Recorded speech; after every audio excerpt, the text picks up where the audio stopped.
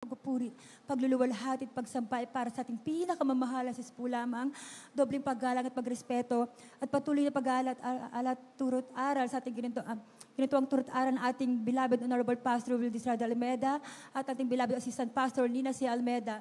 At pagbati at pagrespeto po, beloved Almeda family, at sa inyo po mga minamahal na kapatiran, beloved preachers, workers, sa inyo po, beloved televiewers.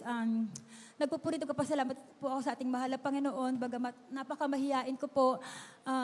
How many times po ako nilapitan? 4 times po ako nilapitan para magpasalamat. Tumatanggi po ako hanggang sa dumating po ang palaala ng ating mahal na Panginoon. Last Sunday lang po mga minamahal. Beloved baby ko po, Children's Choir po yan.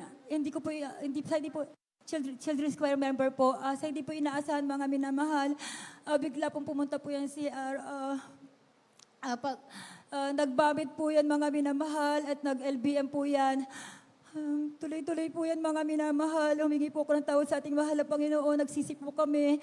Kasi po mga minamahal, last Wednesday po, hindi ko po siya napasalamatan nung Thursday po dahil ayun nga po mga minamahal, yung nagbamit po yung beloved baby ko. Napakabit ating mahal na po, nagsisilang po ako mga minamahal. Kaming dalawa ng beloved baby ko po. Sa ulit pa na lang ating mahal na pastor. Bagamat tubig na po yung in-discharge niya. Napakabit na ating mahal na Panginoon, tunay po. Hallelujah. Pinagaling po yan na ating mahal na Panginoon. At hindi pa po dyan nangyayari mga minamahal kasi po pinaisip niya po magpasalamat po ako. Hindi po ako nagpasalamat. Nung kakanta po sila mga minamahal, nakakanta po siya. After nun mga minamahal, pumunta na naman po ng CR. At yun nga po mga minamahal, naulit na naman po yun, napakabit ating mahal na pang nananalangin na naman po kami. Mga minamahalin nga po, pinagaling siya ng ating mahal na Panginoon dahil sa isip ko po magpapasalamat na po ako pag tinawag na po ako. Kasi po last Wednesday po, fasting po ako niyan mga minamahal. Sabi ko po, one day ko po gagawin, alas 12 ako magbe-break. Pero mga minamahal, pag uwi po namin kasi po maulan, nakamotor po kami ng beloved husband ko at beloved baby ko. Alam niyo po mga minamahal, sabi ko, that time, mga alas 10 na po yun ng gabi, sabi ko, pag pinadaanan pong daan po kami at maglulugaw po kami. Ang beloved husband ko po, dumaan po siya sa service road sa may kawayan po. Alam niyo po mga minamahal, hindi po inaasahan, bigla na lang po kami nagulat, yung gulong po, bigla po yung pumutok. Ang pag-iingat na ating mahal na Panginoon, kung wala po ang mahal na Panginoon sa atin, magdidisgrasya po kami, babangga po kami sa isang pader tulay. Tunay po mga minamahal, napaka-powerful po nga, hallelujah, praise the Lord. Sumigaw lang po ako ng hallelujah, praise the Lord, hallelujah, praise the Lord. Pinag-ingatan po kami na ating mahal na Panginoon. Tunay po ang pag-iingat na ating mahal na Panginoon. Nasa atin po at mga minamahal, yun nga po, naplatan po kami, simula po sa may Kawayan Service Road, naghahanap po kami ng vulcanizing, wala po kaming makita. Salamat sa kalakasan na ating mahal na Panginoon, nilakad po namin yan. Simula may Kawayan, naghahanap po kami, wala po kami makita hanggang sa dako po ng Malinta. Mag-aalas 12 na po yan. Alam niyo po mga minamahal, nag-pray po kami, mahal na Panginoon, gabayin niyo kami na makauwi po kami sa dako ng Bagong Bayo. Alam niyo po mga minamahal, may nakita po kami isang bukas na shop. Ginamit po na ating mahal na Panginoon yun sabi po, tulungan nga po kami, meron pong silan na inilagay. Napakabait po na ating mahal na Panginoon, bagamat hindi po yan na-vulcanize, nakarating po kami ng maluwalhati, matiwasay sa dako po ng Bagong Baryo. Tunay na napakabuti na ating mahal na Panginoon at hindi dapat po tayo mahiya sa pagpapasalamat sa ating mahal na Panginoon sa mga kabutihan niya po sa ating buhay. Sariwain ko rin po mga minamahal, way back May 10, 1992 na nakakilala ko sa ating mahal na Panginoon. Dahil po ako po isang kabataang hindi po marunong mabuhay ng kabanalan. Wala pong kapayapaan sa puso't isipan. Lipos po ako ng karamdaman, dysmenorrhea at ulcer. At ang pinakamatinding karamdaman ko po mga minamahal, yung po may bad spirit pong gumagambala sa akin mga minamahal na pag sinumpong na po ako niyan mga minamahal, inuuntog ko na po yung ulo ko sa pader. At pag himatayin na po ako niyan mga minamahal, pag gising ko po, wala na po ako sa sarili. Napakabait nating mahal na Panginoon. Grabe pong hirap na pasakit na ginawa ng kaaway na yan. Hallelujah. At sabi ko, nagnalangin po ako isang gabi, mahal na Panginoon, kung may Diyos na buhay, nais ko po ng kagalingan ng aking karamdaman. Napakabait nating mahal na Panginoon. Dumating po ang Andiyan po pagkatapos ko po manalangin mga minamahal. Pinatulog po ako na ating mahal na Panginoon. Sa pagtulog ko na panaginipan ko po ang ating beloved Honorable Pastor Wildis Rod Almeida, ating beloved Assistant Pastor Lina C. Almeida, nandiyan din po mga choir, finest choir na umaawit na awiting makalangit. Nilihans po ako nating beloved Honorable Pastor Wildis Rod Almeida, ating beloved Assistant Pastor Lina C. Almeida. Tunay po mga minamahal, nakagaramdam po ako ng kagalingan. Napakabait na ating mahal na po nung kinabukasan po pumunta po ang aking beloved auntie. Ini-invite niya po ako dumalo sa dako po ng Luneta.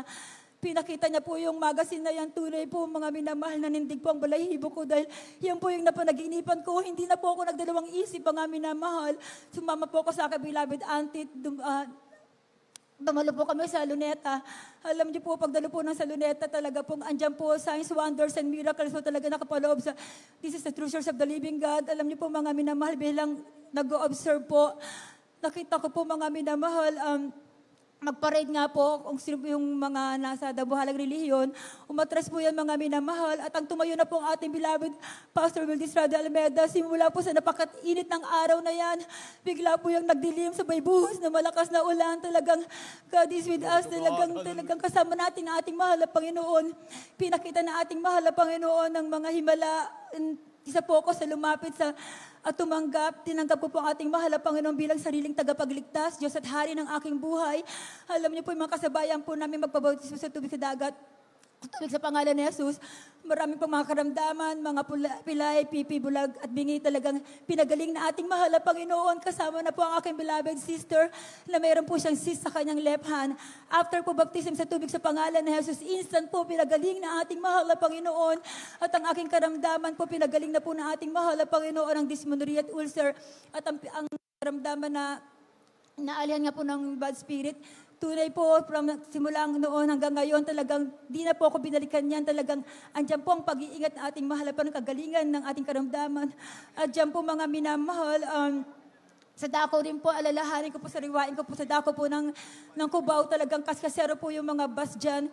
Alam niyo po mga minamahal, nagbungguan po yung sinasakyan namin. Talagang God's promises, hindi niya po tayo pababayaan at iwan man. Ang mga kasamahan ko pong pasahero, may tama po yun ng mga bubog, talagang sugatan po sila. Sa akin po, may tumama pong isang bubog na malaki. God's promises, wala pong sugat o wala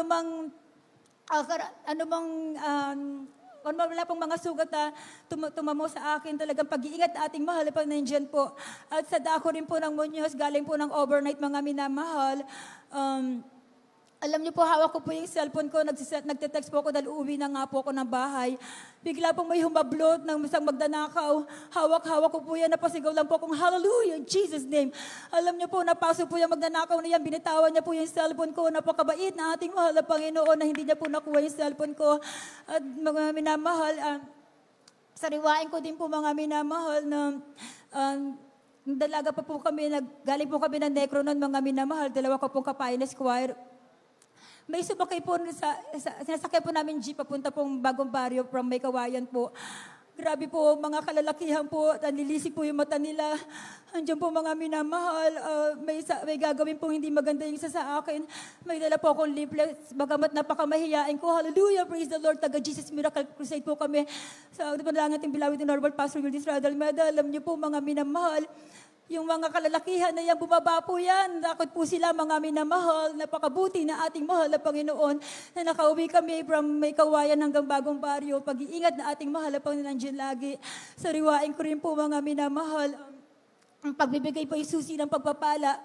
Nagtitrabaho po ako sa dako po ng Union Bank. Alam niyo po, bilang isang bagbuhan, wala po po akong budget nun mga minamahal.